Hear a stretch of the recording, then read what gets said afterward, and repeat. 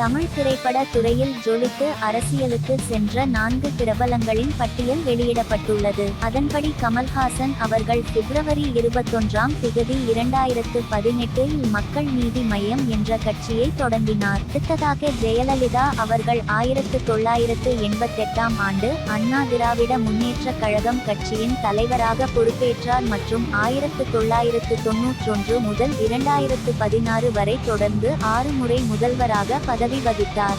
அடுத்ததாக எம்ஜிஆர் அவர்கள் அக்டோபர் 17ஆம் திகதி 1972இல் அண்ணா திராவிட முன்னேற்ற கழகம் கட்சியை தொடங்கினார். 1977 முதல் 1987 வரை தமிழக முதலமைச்சராக பதவி வகித்தார். அடுத்ததாக தளபதி விஜய் அவர்கள் தமிழக வெற்றி கழகம் என்ற தனது அரசியல் கட்சியை ஆரம்பித்துள்ளார். மேலும் 2026 தமிழ்நாடு சட்டமன்ற தேர்தலில் அறிமுகமாக உள்ளார்.